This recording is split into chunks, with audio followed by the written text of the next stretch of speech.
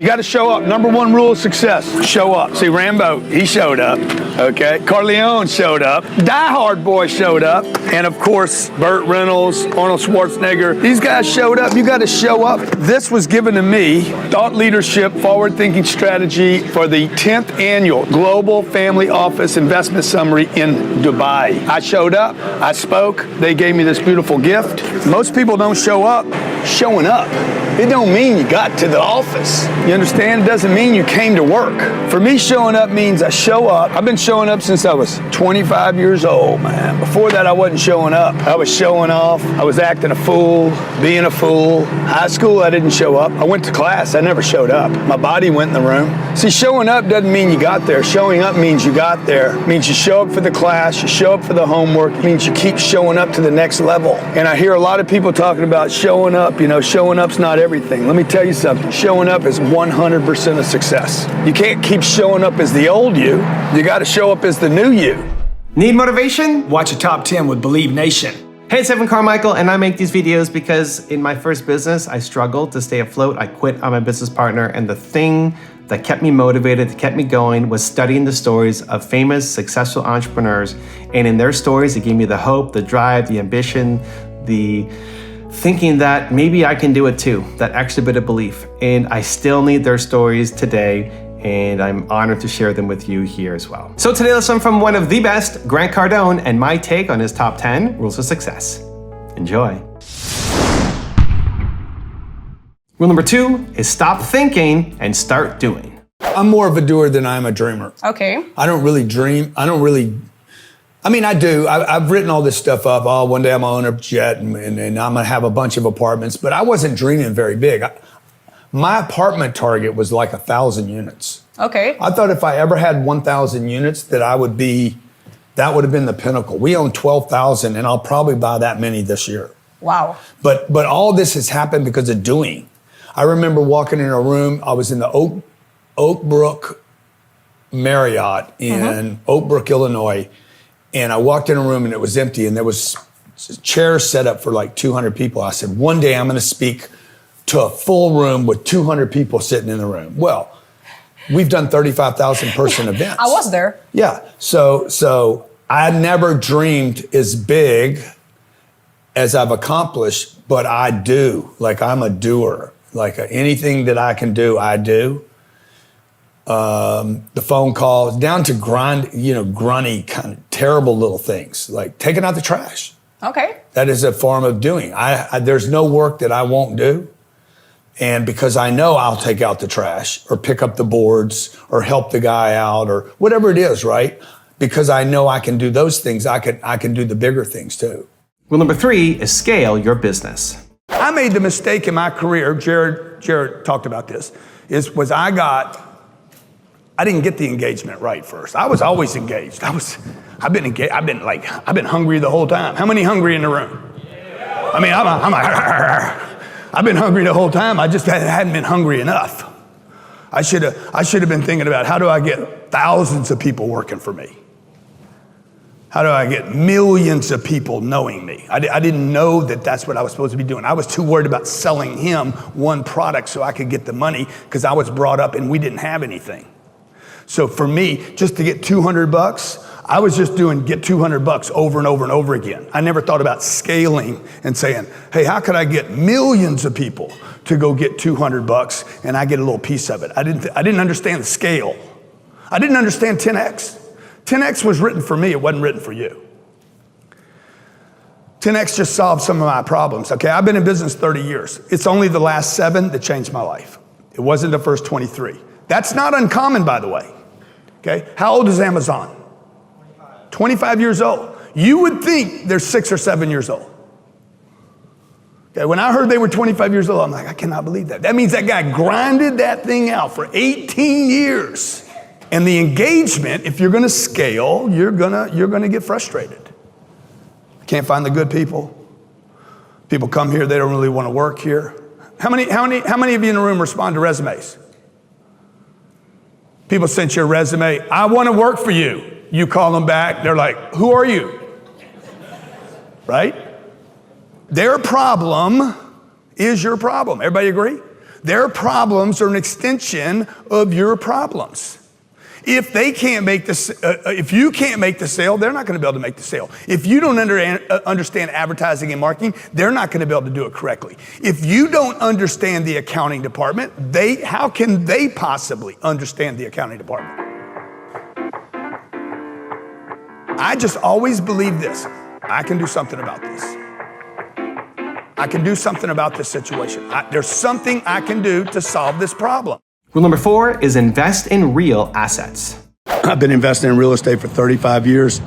We have $4.1 billion worth of real estate under control right now, 25,000 apartments under management. And I truly believe with what's going on in the banks, I'm in Phoenix, Arizona today, Scottsdale actually, and you can see all this beautiful real estate behind me. It's just, over the last 50 years, real estate has been proven to be an asset class that when done at the right time, at the right price, with the right debt, and the right business plan, real estate has always benefited from the craziness in the marketplace. You got banks failing right now, or apparently failing. You got money moving from checking and savings accounts into the big banks. And you have office, retail, apartment portfolios that are under stress. This is going to be the opportunity of your lifetime to start investing in real assets. You Bitcoin people out there that are so interested in real estate, I know you are, because you like the cash flow, you like the appreciation, you like the depreciation, none of which you get from Bitcoin. Certainly you get possible appreciation, but no cash flow, no depreciation. And you don't get those big tax write-offs that come with real estate. Because of what is going on in the marketplace right now at an institutional level, this is going to be, if you go back to 2008, 9, and 10, when there was the mortgage debacle, what happened with real estate is some of that real estate got cut by 30 and 40 and 50%. If you would have bought that real estate in 2010, you would be so wealthy today. You would be like laughing. You'd be like, this is crazy. I can't believe it. Now, remember what happened back then. Nobody wanted to touch anything.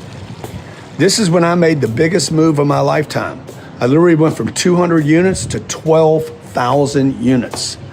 I exceeded what I thought I could do, okay? Because I started figuring out how to actually put deals together. What kind of real estate will always attract debt, good debt, and equity? It's not that I, increased the amount of money I had. What I had, I increased the amount of understanding I had about real estate itself, about what kind of real estate gets good debt. Even when the banks are having problems, what kind of real estate can you buy today?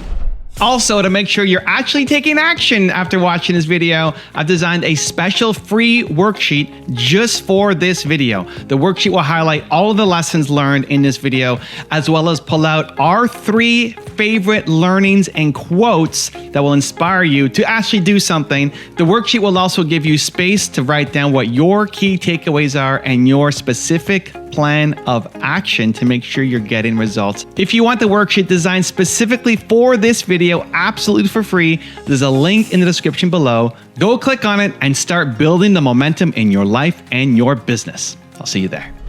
Rule number 5 is be a great marketer. Everyone talk about sales, and you are great with sales, but I think you are a marketing genius. I had to be honest. For me, you're one of the greatest marketer right now. I'm a better marketer than I am a salesperson. Oh my goodness. And I'm a great salesperson. And I would rather be a better marketer than a salesperson. Why? Explain that to us, Because most people don't like sales. Okay. And to become a great salesperson takes a lot of time and energy.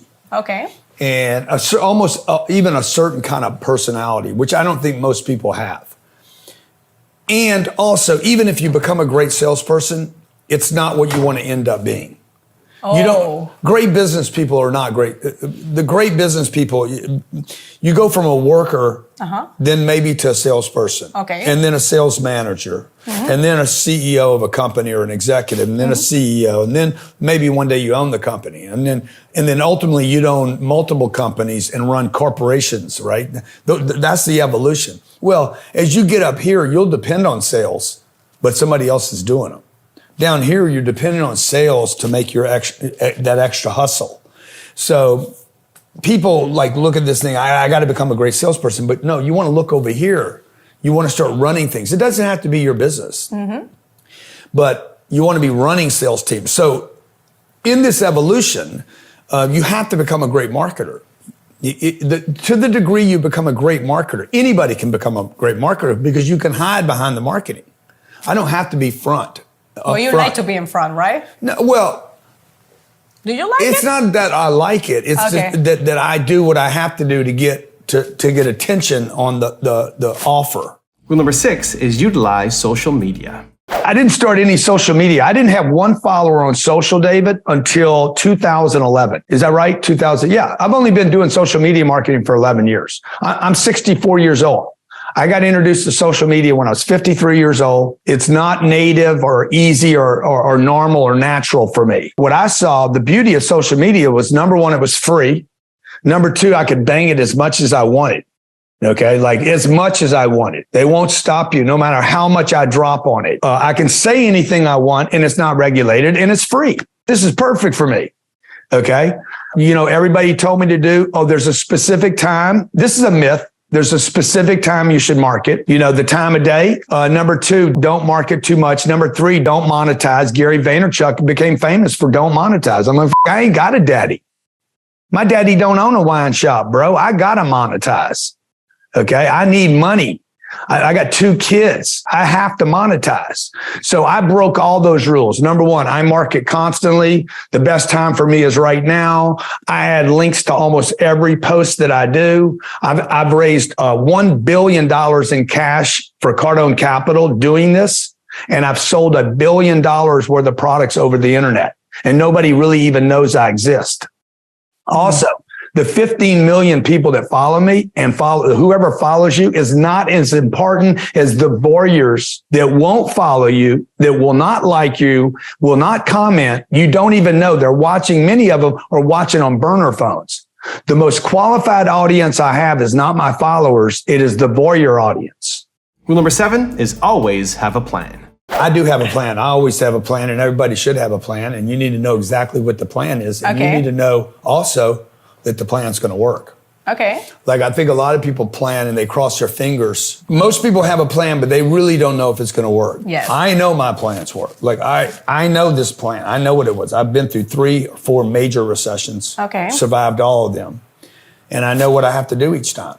So I've gone back and studied, what does it take to move through this? I've also studied hundreds of years of cycles of where other families became wealthy in these cycles. These are moments and opportunities, not problems. So it's going to look like a problem to you.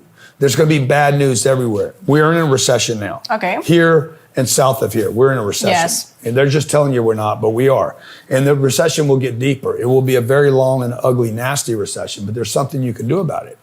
So the first thing is to assess all your situations. Where are you with liabilities and assets? Okay. What's a liability? Meaning like it's going to cost you something, and what's assets that you could lean into? So you need to assess those in terms of real, my phone's an asset, right? This is a partial asset that's going to become a liability because it's going to be an empty cup here in a second. I'm going to need fuel. I'm going to need water. So assess those things. Number 2, I need to get rid of the liabilities, all of them, including people. Okay. Family members, brothers, sisters, mommies. If they're liabilities, they're liabilities. You do not want to drag these people through this thing because they're going to drag you down. When you have to carry this stuff with you, you need to move fast in this cycle. Okay. And then you'll go back and pick them up later. Okay. But you can't, everybody's going to die if you guys don't do this plan. And so I'm going to leave them for a second so that I can go get my assets so I can expand and create wealth for myself, which is the 3rd step.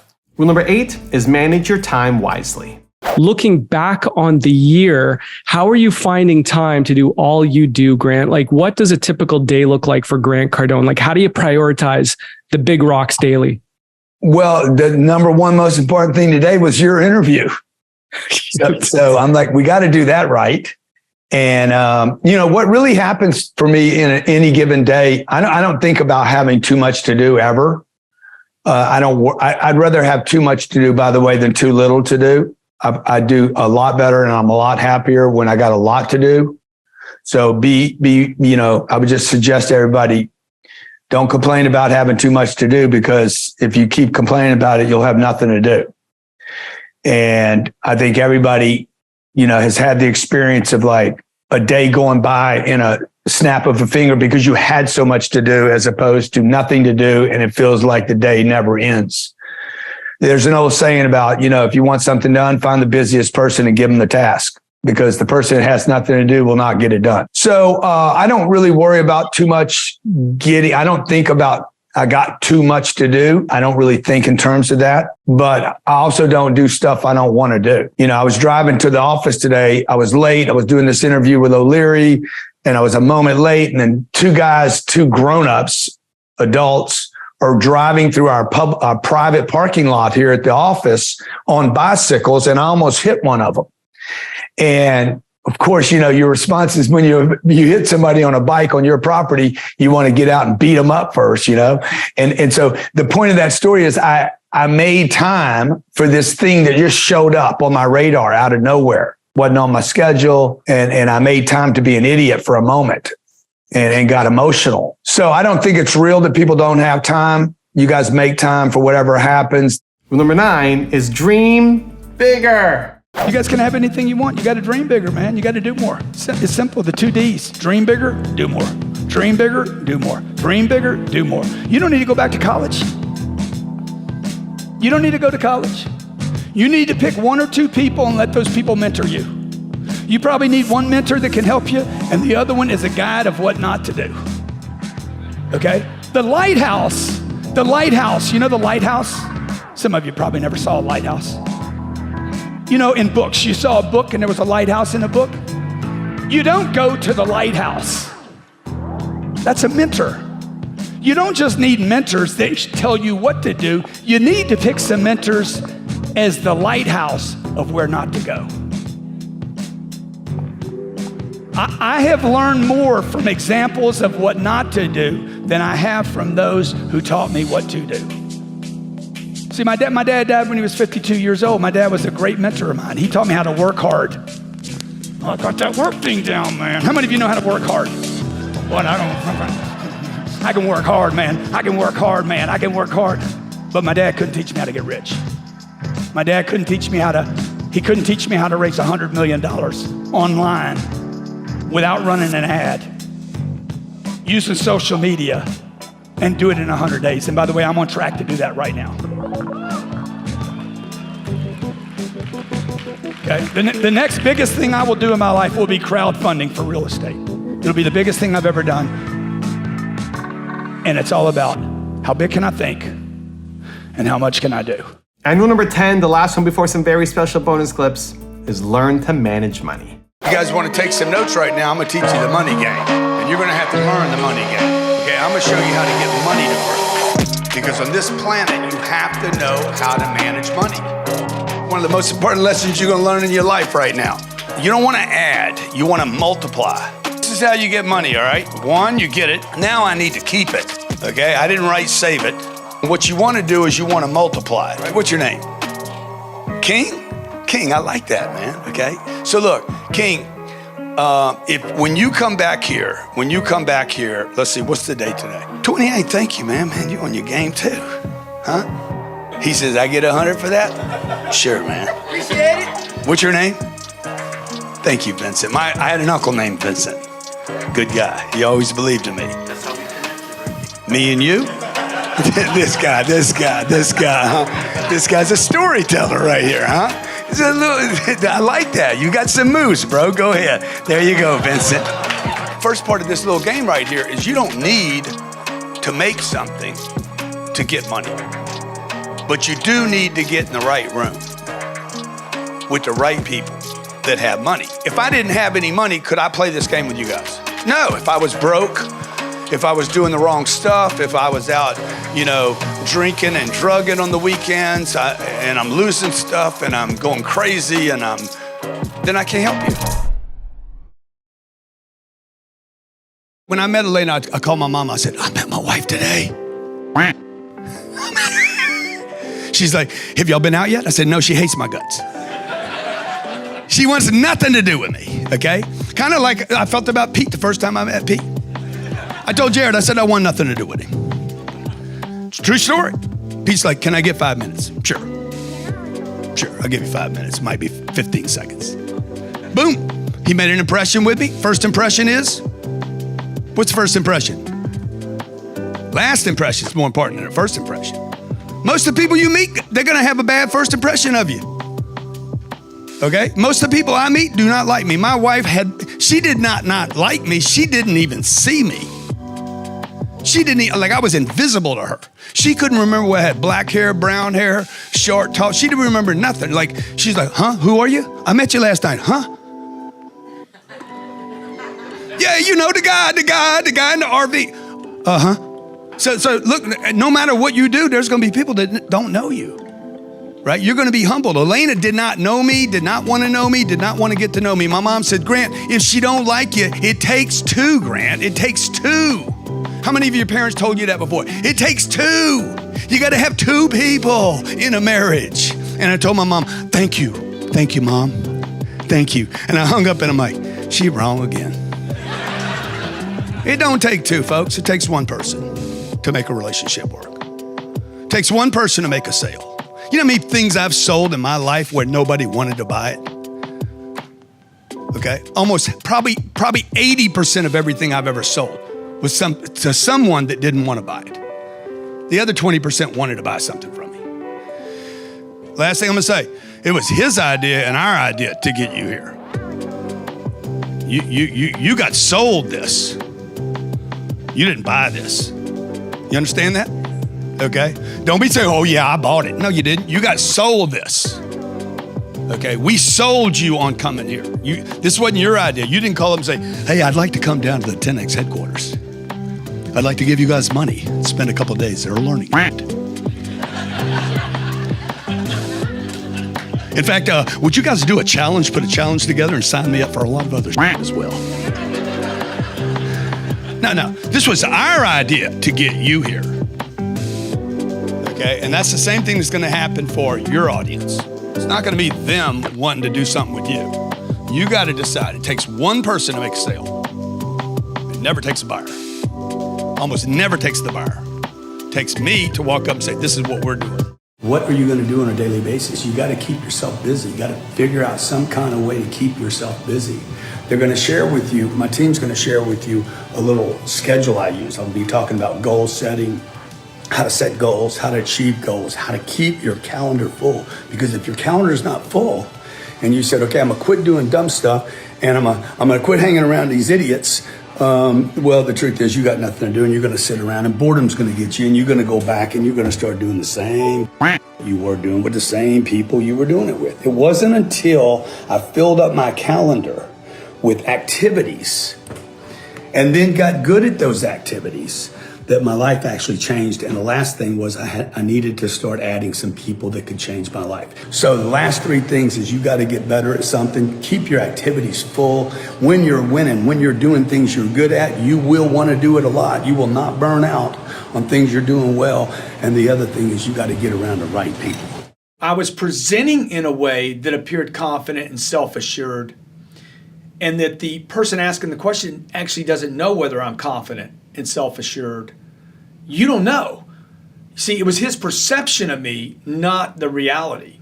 So I basically wrote this article about 5 tips to handle insecurity, and I want to share them with you right now.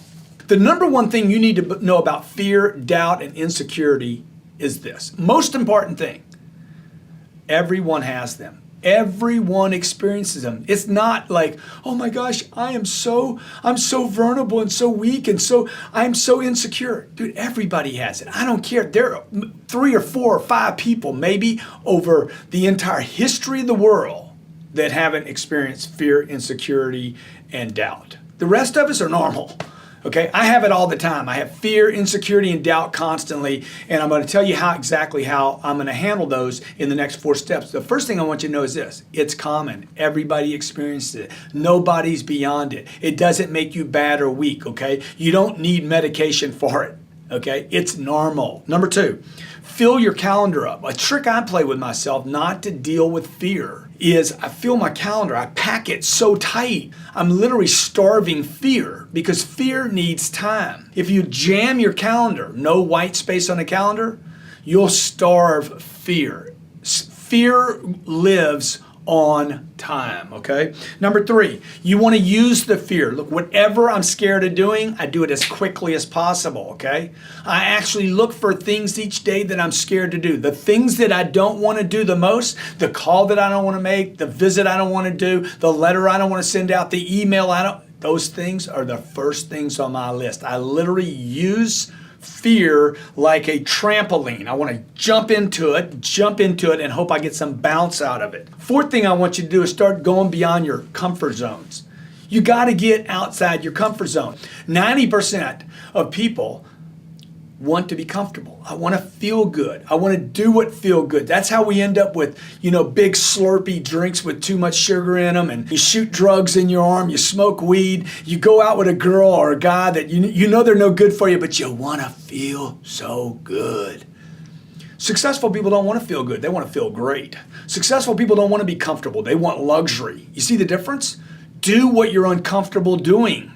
The way to get luxury is to be uncomfortable, not to seek comfort. Get off the lazy boy. A lazy boy is for comfort, okay?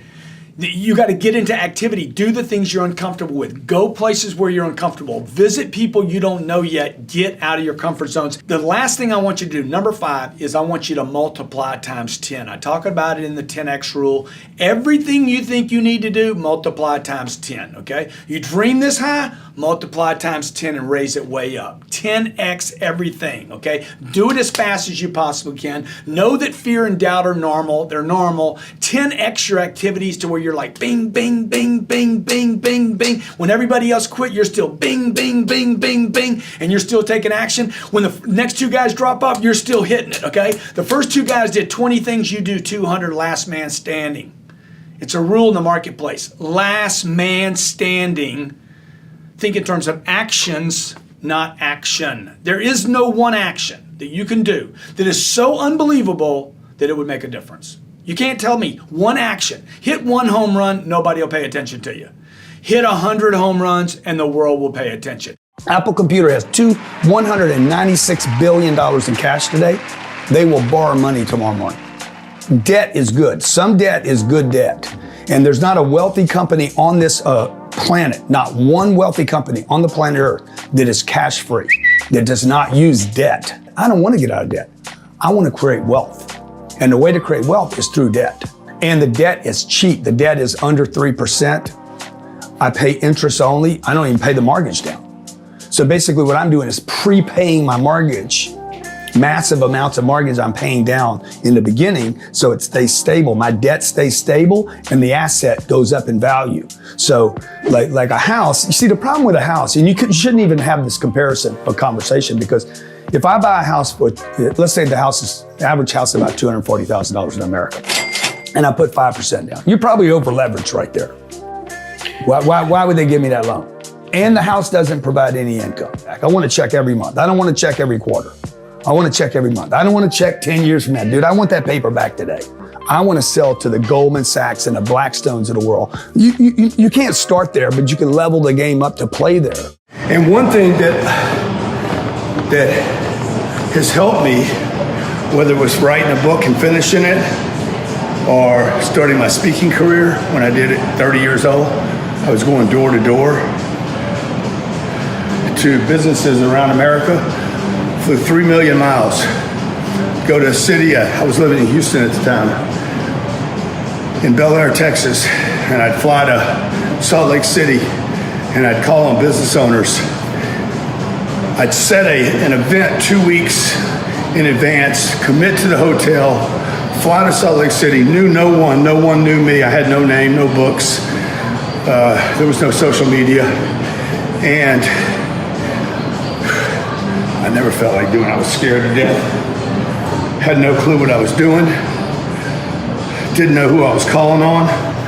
Don't even know how much I believed in what I was doing. Like, I did believe in it, but it was like, I didn't have any statistics or facts, they're success stories. And regardless of how I felt, just like this morning, regardless of how much doubt there was or uncertainty, fear, no matter who you're watching or who you're following, whether it's a political person, a rapper, movie star, teacher, coach, parents, I don't care how much confidence they put out, how much athlete, how much confidence or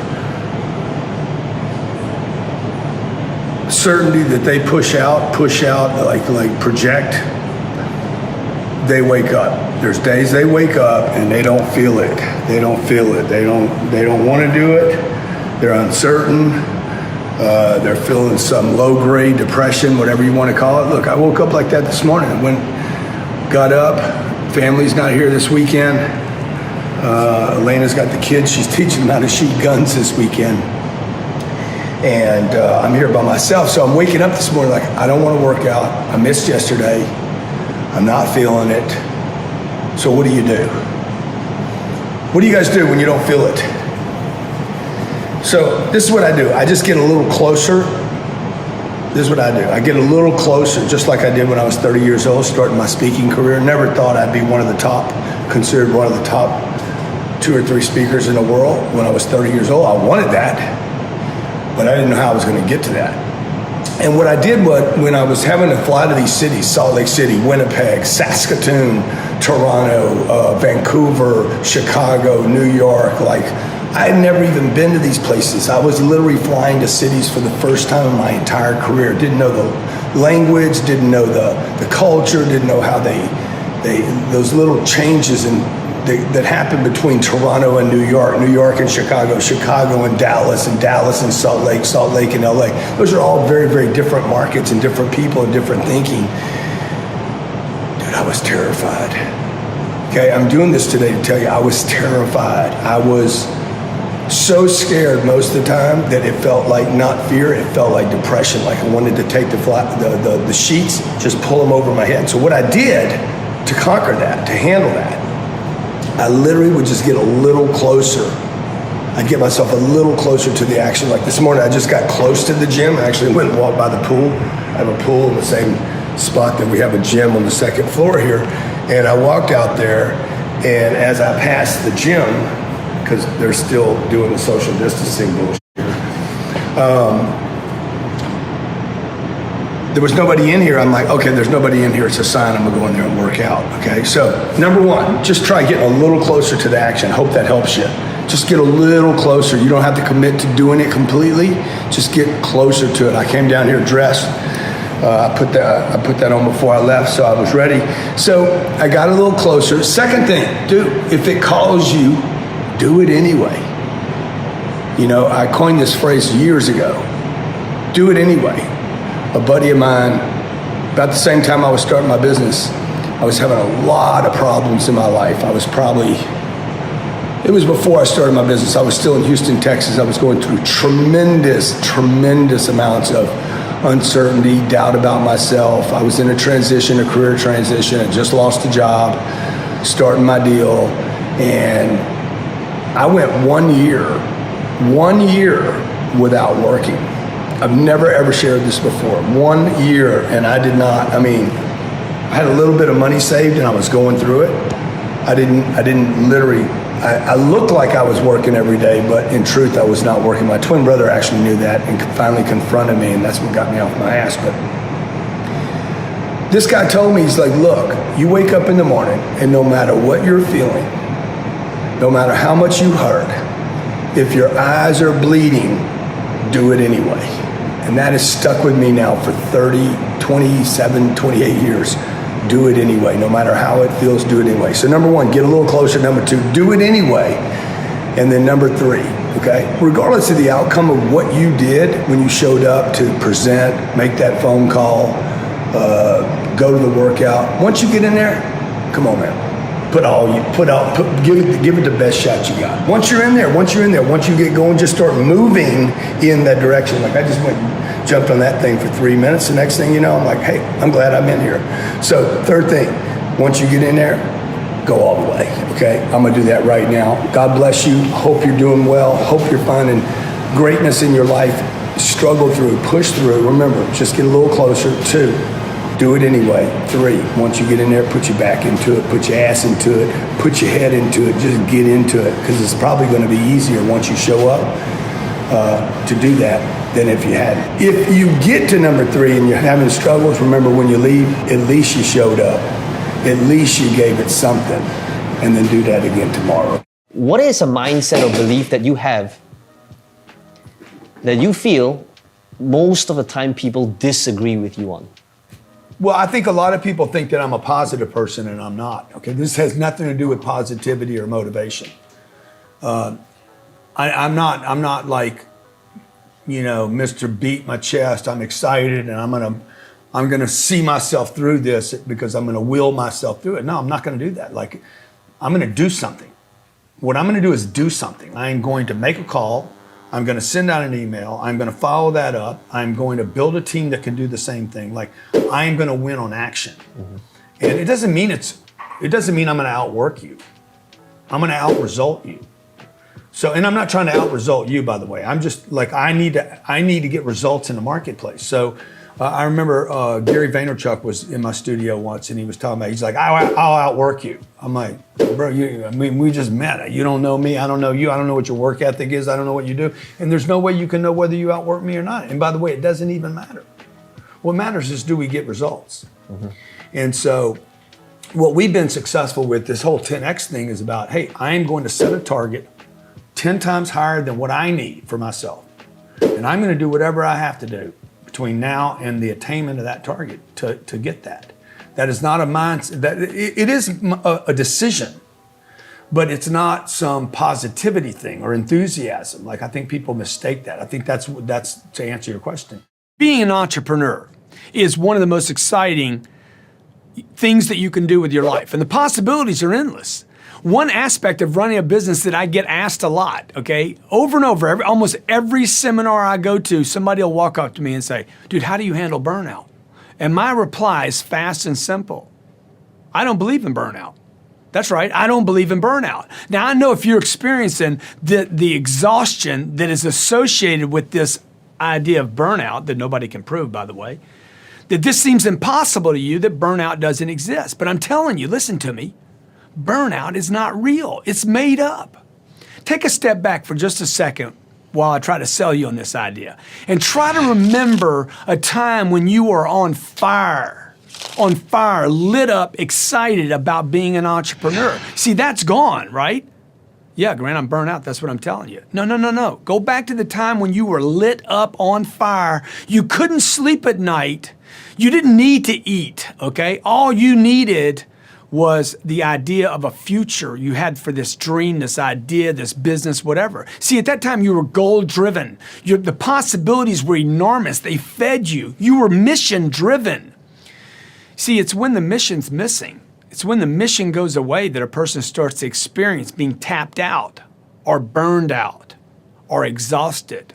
At least this is my experience. Look, when I'm not tapped fully into my future, my goals, the potential, the possibilities, I don't care what the job is. Whether it was me when I was working at McDonald's, the country club, I was working on a rig down in the Gulf of Mexico, or whether I was writing my first book. Look, when your goals aren't big enough, when you're no longer sold on your vision, your purpose, your mission, the symptoms of losing interest, what many call burnout, are experienced. Anytime you stop reaching for massive success, the next thing, you start settling in, getting comfortable. Listen, settle?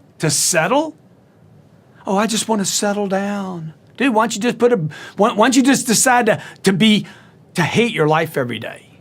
See, that's when you start having problems, when you start settling. That's why comfort and complacency are the entrepreneur's worst enemy. In fact, I would tell you this, the comfort and complacency are everybody's worst enemy. The only time I've ever gotten in trouble in my life was when I was bored, complacent, when I was settling.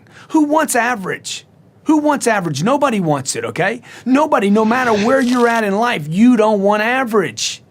But we're surrounded by average people every day, average ideas, average products, average advertising.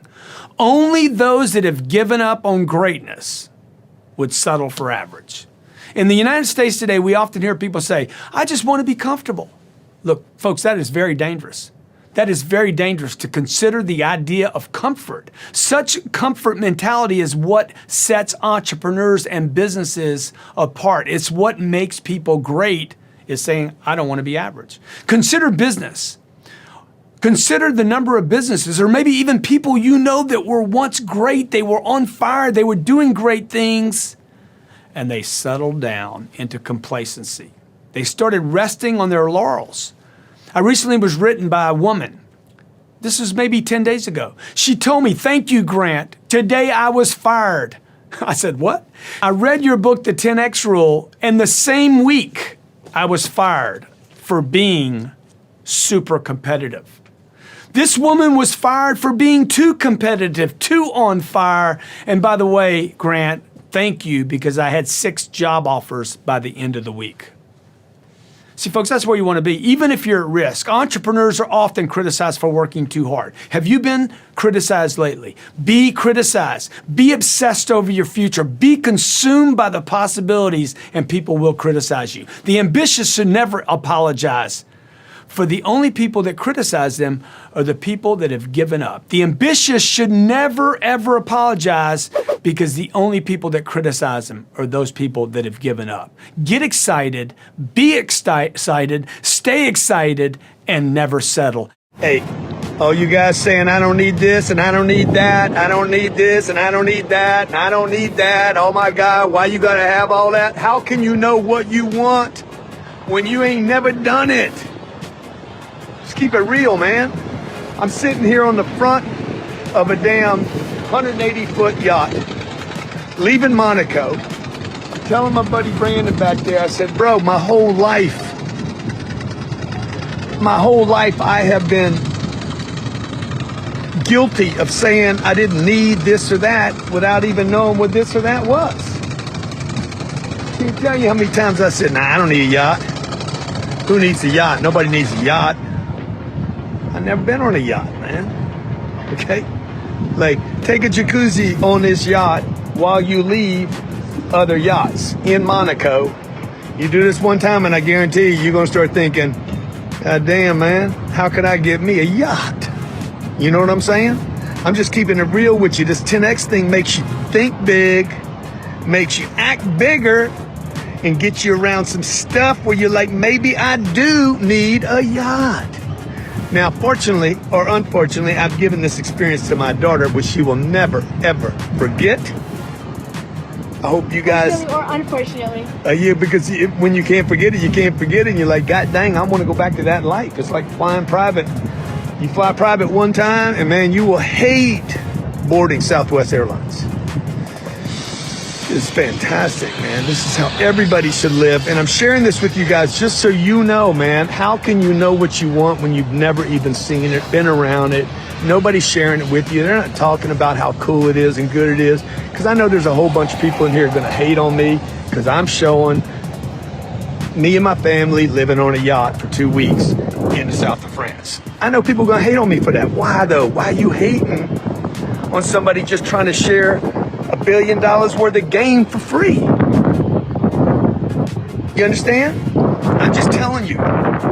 Share this with somebody that's already tell you, I don't need to be rich.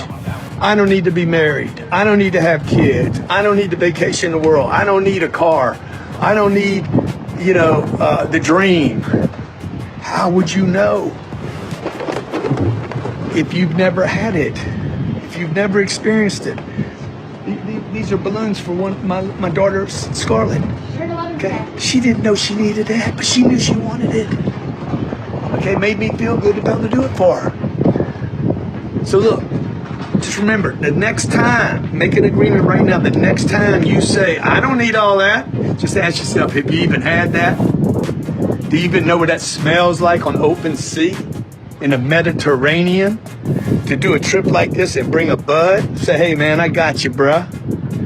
okay? To bring my kids and my wife on a trip and not have to worry about the money every second. I used to take vacations. I worried about the cost of it before the trip, while I was booking the trip, during the trip, and definitely worried about it after the trip.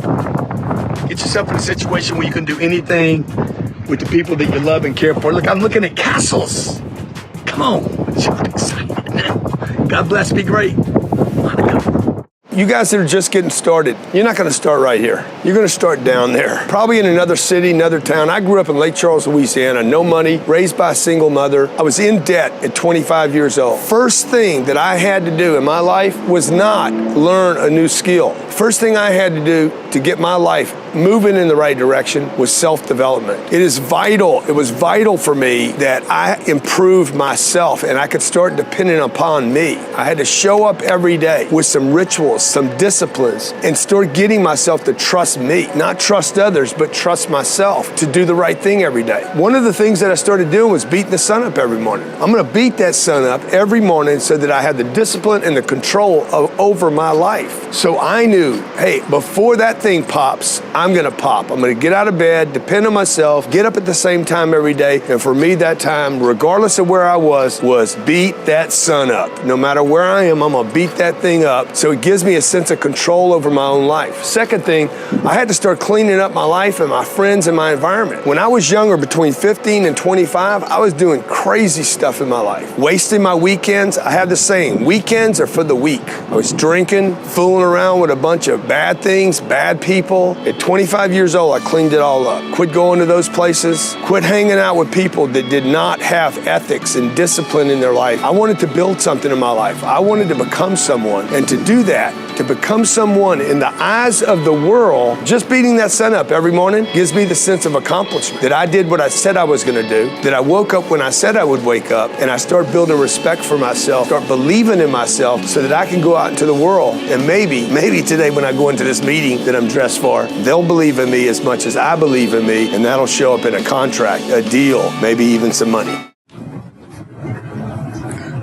Dude, that's not a normal state. That's lazy, okay?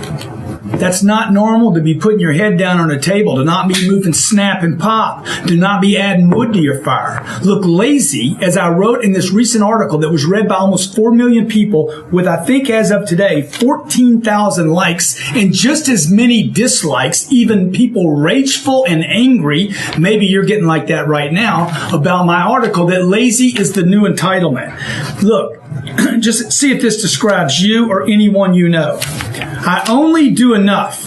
I make as little as possible. I save as little as possible. I invest as little as possible. I learn as little as possible. And hey, I work as little as possible. And when my 5 days are over with each week, I must take Saturdays and Sundays off. I'm entitled to it. These are the policies of the lazy, and they are ruining our country. They're ruining anyone that operates with them. Okay? A normal state is not lazy. A lazy person is actually educated, encouraged, acknowledged, and it's allowed. Lazy is an allowed state in organizations. So if you see anybody in your group, in your organization, in your family that's lazy, hey, knock it off, man. It don't work. You end up with too little money, not enough love, not enough work, and not enough customers. Lazy is a failed policy, and I'm here to wake you up about it. Never give up on your financial goals until you achieve your financial goals. There's people in this room, folks, that are going to be worth billions of dollars. There's a billionaire in this room right now. I'll guarantee you. Could be 2 or 3 of them. Billionaires in the making right here, okay? Question is, who's it going to be? Now, if somebody in this room, how many believe this? If somebody in this room made a decision, I'm going to put together $1 billion. How many believe that's possible? Everybody in the room believes it's possible. You might not think it's possible for you, but you know it's possible, which means what? The money's available. Would you do good things with that $1 billion? Okay, you know that about yourself. You don't know about the guy sitting next to you. You know that about yourself. So you know somebody could do it, and you know if you did it, you'd do good things with it, right? So go do it, man, because the money's out there. There's plenty of it. And I grew up with a little 4'11" Italian lady that knew nothing about money. She just knew, hold on, clip coupons, save your money. How many were brought up like that? Penny saved is? Penny earned. Save for a? See, you were brought up the same way I was. Eat all your food. If you don't eat it all, save it, put it in the refrigerator, right? Some of you got food in your refrigerator right now, 3 and 4, 5 days old. You have no intention of eating it. Some of you got like an eighth of a bagel left from 5 days ago. Right now you're like, oh, it's in there right now. You got ice cream in your freezer that's like 6 months old. It's expired twice. It's got that much frost on it, but you got 1 bite left. I know it's still good. You tell your kids this too. You pass on the same bullshit to your kids. Eat all your food, eat all your food, eat all your food. And then you wonder why we got obesity problems in America. We live in a country that's rich, and the people have scarcity in their minds. I want to talk to you today about success, all right? I want to how many of you like to have success in your life? Okay, what does that mean to you though? You're going to either go get it or somebody else is going to go get it. There's 2 types of people. People that are going to get what they want and the life they want, and people that don't. Life is bad for too many people, good for a bunch of people, and great for this many. The biggest problem I had when I was 15 was I was bored too much. I didn't know anything about potential. I knew I had potential, but the biggest reason I was bored is because I wasn't going after my potential all the time. I challenge you this summer to only be focused on, hey man, what's my potential? No matter how good you play your video game, no matter how good you are in school, no matter how good you are on the field, there's another place where coach is trying to push you to that next level, and that's where it gets exciting. Do you want goals that are so big that every day you wake up and you're excited? And the reason I wasn't excited when I was your age was because nobody was telling me, man, have some goals, man. Because if you don't have your own goals, this is what you're going to do. You're going to spend your whole life making somebody else's dreams come true. This is what you should walk away with today, the gap. The gap is the difference between where you are, where you sit right now, and what? And where you want to be. We're going to give everybody a copy of this one. It says, I am greatness, don't fight it. I'm talking to an audience that wants to get rich. Just trying to really like make something big. Make something big. Yeah. Like become like Robert Smith rich, you know. He's the wealthiest black man in America. Or Don Peoples, my friend who's worth a couple $2 billion in playing in the real estate game. Or, you know, like I want to get to the top of the food chain where I get to start making rules. He who has the goal makes the rules. And so I don't want a little money. I don't want a retirement account. I don't want my house paid for. I don't care about any of that stuff. I want to get rich. I want to create tremendous amounts of wealth for the people that my community, for the people. It started off for my handful, like me, my wife, my kids. And then once I'm like, okay, I can help more than that. I can help. I don't mean my neighborhood. People in my neighborhood can be helped. Right. Okay, they can be helped. They need help, by the way, where I live, right down the street. They just don't know they need help. They're rich, but they're not wealthy. They're not helping anybody else, dude. They're just helping themselves. It's freaking terrible. It's a life of poverty to have your house paid for. It's a mental poverty. Like, oh, I got my house paid for. I got my 2 cars. My kids are going to private schools, and I'm miserable because there's no purpose. Like, I'm helping millions of people around the world.